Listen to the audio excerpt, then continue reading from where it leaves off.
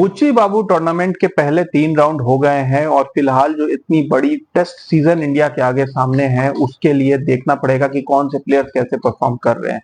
India के लिए पहले तो एक सरप्राइजिंग ये था कि सिराज और जडेजा को लास्ट मोमेंट पे ड्रॉ करना पड़ा क्योंकि उनकी किसी को इंजरी हो गई, किसी की तबीयत खराब हो गई। मेरे ख्याल से सिराज के लिए ये ज्यादा बुरा है क्योंकि सिराज की परफॉर्मेंसेस काफी खराब चल रही हैं। हालांकि अभी फिलहाल तो टेस्ट टीम में उन्हें अपॉर्चुनिटी डेफिनेटली मिलेगी क्योंकि शमी फिट नहीं है और शायद बुमराह को भी बांग्लादेश के खिलाफ अपॉर्चुनिटी नहीं दी जाए। लेकिन I think it's high time कि Siraj has to perform. Overall Ishan Kishan की बात करें तो ईशान किशन ने शुरुआत तो जबरदस्त की जब उन्होंने 107 बॉल्स पे 114 की इनिंग्स खेली थी झारखंड को लीड करते हुए वर्सेस मध्य प्रदेश।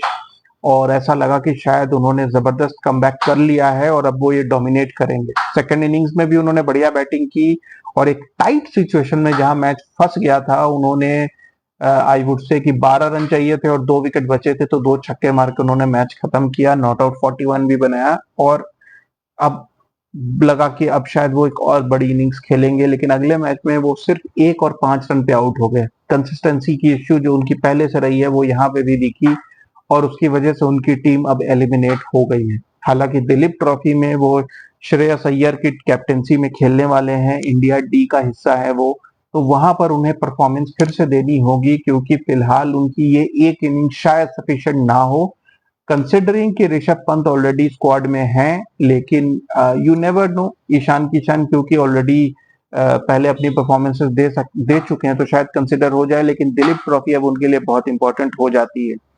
सरफराज जो कि इंडिया के मिडिल ऑर्डर में इंग्लैंड के खिलाफ डेब्यू कर चुके हैं और ठीक ठाक परफॉर्मेंस दी थी, उन्होंने डेब्यू पे हाफ सेंचुरी भी बनाई थी और ऐसा लग रहा था कि शायद वो बिल्कुल टेस्ट अरीना को बिलोंग करते हैं।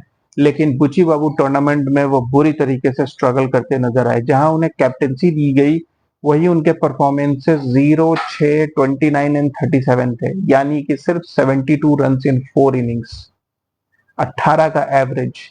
और आई थिंक इस एवरेज से अगर वो बैटिंग करते हैं तो आपको याद हो कि इंग्लैंड के खिलाफ विराट कोहली टीम में नहीं थे, केएल राहुल की भी इंजरी चल रही थी। जब वो सब वापस आ जाएंगे और सरफराज की अगर इस तरीके की परफॉर्मेंस रहेगी तो कोई बड़ी बात नहीं है कि वो फिर से ड्रॉप हो जाएंगे। और हमें याद है कि सरफराज जब पहली बार टीम में आ रहे थे तो काफी हंगामा हुआ था, उनकी डोमेस्टिक परफॉर्मेंसेस की बड़ी बात हो रही थी कि सरफराज इतनी परफॉर्मेंस दे रहे हैं, रणजी के टॉप स्कोरर हैं और उस टाइम उन्हें फिटनेस के नाम पे टीम में नहीं लिया जा रहा था। लेकिन अगर अब परफॉर्मेंसेस नहीं आएंगी तो मुश्किल होगा सरफराज के लिए टीम में जगह बनाना। सूर्य कुमार यादव जो इंडिया के नए T20 कैप्टन हैं, लेकिन उन्होंने कई बार कहा है कि वो टेस्ट क्रिकेट को बहुत ज्यादा इंपॉर्टेंस देते हैं और वो इंडिया की टेस्ट टीम में भी खेलना चाहते हैं, वो ऑल फॉर्मेट प्लेयर बनना चाहते हैं।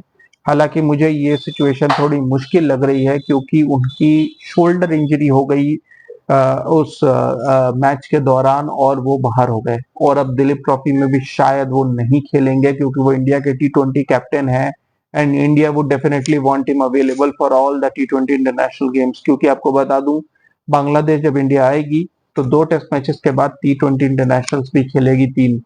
उसके बाद इंडिया टीम साउथ अफ्रीका जाएगी, वहां पर भी उन्हें कुछ एक T20 सीरीज खेलनी है। तो मेरे ख्याल से सूर्य कुमार यादव को दिलीप ट्रॉफी में रिस्क नहीं किया जाएगा और उसके साथ ही सूर्य कुमार यादव की कमबैक अब बहुत मुश्किल लग रही है।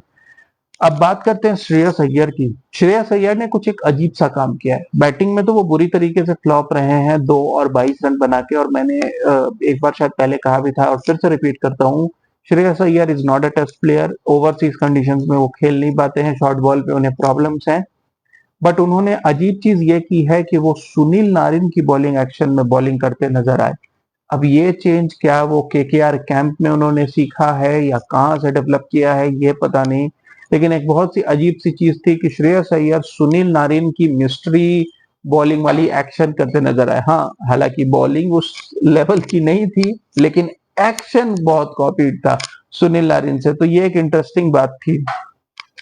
तिलक वर्मा भी एक बहुत टैलेंटेड यंगस्टर हैं और इंडिया की T20 टीम में तो वो काफी बार खेल चुके हैं, लेकिन अगेन लॉन्गर वर्जन में उनकी परफॉर्मेंसेस मिक्स्ड रही हैं और यहाँ पर भी उन्हें जो एक इनिंग्स में मौका मिला वो सिर्फ 18 रन पे आउट हो गए और उनकी कमबैक अभी फिलहाल इंडियन टेस्ट टीम में कमबैक क्या, I would say rather entry काफी मुश्किल लग रही है।